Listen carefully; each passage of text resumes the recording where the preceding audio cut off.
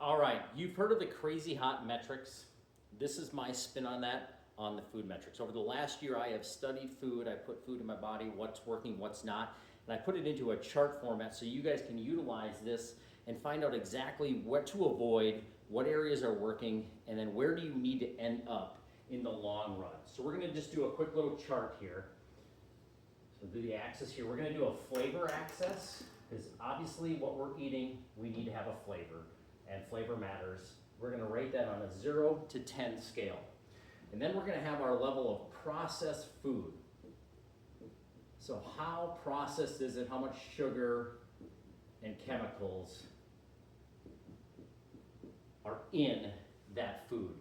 And that scale is gonna go to 10, but that will start at a 4 because we have polluted the soil and all the chemicals that we're putting in on our farms.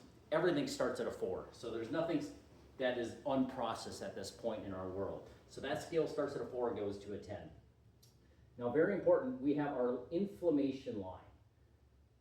That line we want to stay below. That's where the inflammation and all the diseases are coming from. So we've got a 5 here. So let's take the 5. This section here is our no-go zone. We don't eat food that has less than a 5 on the flavor scale. We don't even mess with that. I don't care how unprocessed it is. If it doesn't have flavor, we're not eating it. That's your no-go zone. So you don't mess with anything in that zone. Then we're going to have the 8 scale here. And then we're going to draw another line right here. This is your pre-diabetes zone. Pre-diabetes. These are the restaurants, the Paneras, the Applebee's, stuff like that. You can actually hang out here for a while in the pre-diabetes zone, but eventually you're going to need to relocate to a healthier zone because your body's going to start saying no to it. This section here, this you need to be very, very aware of. This is the actual full-blown diabetes zone. That is the danger zone.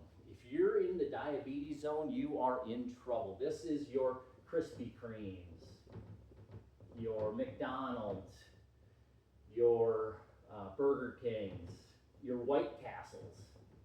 That is the absolute danger zone, and if you're in there, you need to relocate ASAP. Now, real quick here, this is not a stagnant chart. These companies, at any given moment, they're great marketers, will try to relocate on this chart.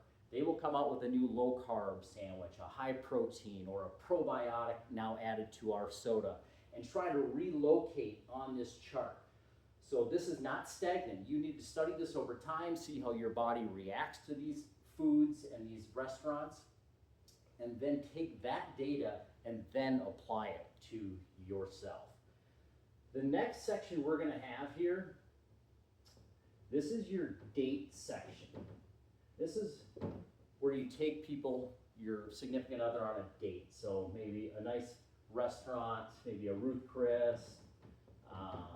We'll just do a Pittsburgh Blue. That's kind of a local one here, but a nice fine dining restaurant. You can hang out here and get very healthy food. You can get food that's above an 8 on the flavor scale, and it's somewhere below the 6 on the process scale. There's going to be a lot of stuff on there that you can't touch, but you can hang out here. You can live here the rest of your life if you choose the right items in the date section. So that is definitely an option. Now, this is the section you want to eventually get to. This is the healthy food section. This is your farmers markets. This is your Whole Foods. This is where you want to get to. Once you get to that level, that's where you want to stay, and your body's going to start reverting back to an absolute health beast. So this is the section you want to get to. Now this section down here, this is above an 8 and basically below a 5 on the process scale. This is your bacon flavored section. Anything bacon flavored gets a free pass. Once you find something bacon flavored, if you guys can box that up, bring it to us. We want to study it and see if we can't replicate this and make some money off of that. So The bacon flavor gets a free pass. The flavor's there, whatever level of process it has, that's totally fine. So I was showing this to a buddy, and he goes, dude, I found a food that is a 10 flavor and virtually no processed food in it at all. I said, you're telling me you found something that is an absolute 10 flavor and has virtually no processed food in it. I said, you're gonna wanna be careful there. That's a veggie burger. That's virtually all chemicals. It's not even food. Steer clear of that. So that, over the last year, that is what I've learned about food. This is where you wanna be, the health section. You can hang out here, but that is a quick little breakdown of how food works.